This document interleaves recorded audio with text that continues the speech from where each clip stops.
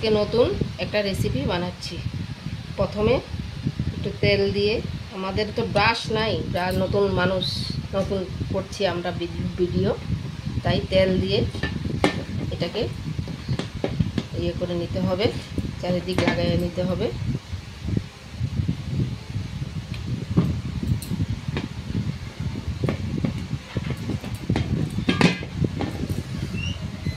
তারপরে ডিমটাকে ফাটাতে হবে।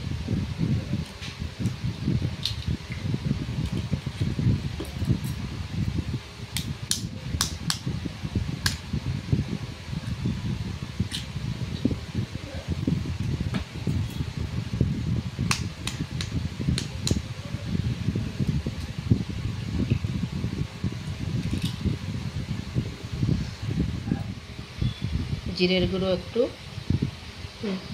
লঙ্কার গুঁড়ো একটু, আর নুন পরিমাণ মতো দিয়ে এটাকে ফেটিয়ে নিতে হবে।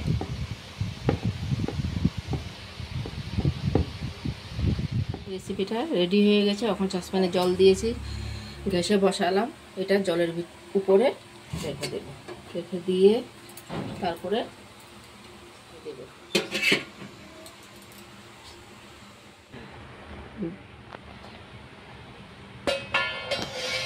হয়ে গেছে, এখন ঠান্ডা হলে পরে কেটে নেব।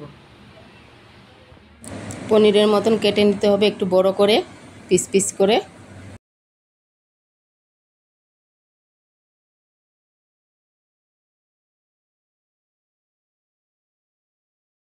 তেল ঢালছি।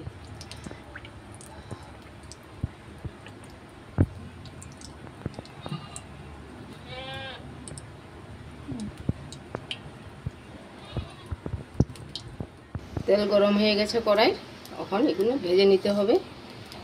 কড়াই ভেজে নিতে হবে।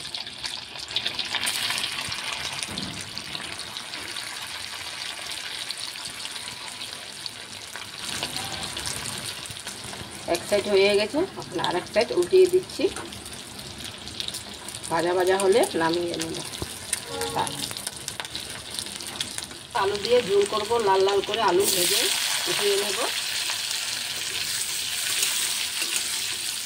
তখন এইগুলো পেস্ট করে নেব। কাঁচা লঙ্কা দিলাম 3-4টা, রসুন দিলাম, আর কাঁচা পেঁয়াজ দিলাম। এখন এগুলো পেস্ট করতে হবে। হয়ে গেছে, এই যে ঢেলে নিচ্ছি। দিলাম পেঁয়াজ কুচি,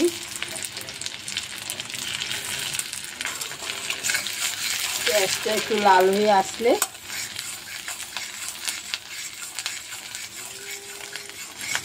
একটু মতো লাল হয়ে গেছে।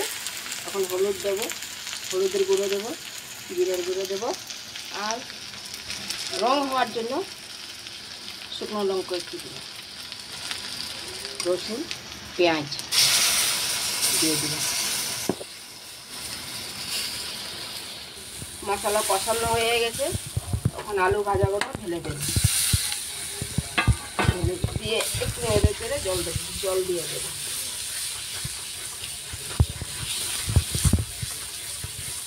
জল দিয়ে দিলাম, কষানো হয়ে গেছে। আন্দাজ মতন নুন দিয়ে দিলাম। সিদ্ধ হয়ে গেছে, এখন ভাজা ডিমগুলো দিয়ে দেব।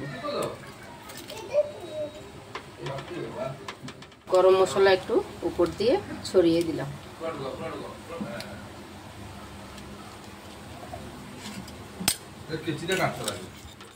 এক পনির বানানো হয়ে গেছে। কেমন হয়েছে বন্ধুরা বলবেন।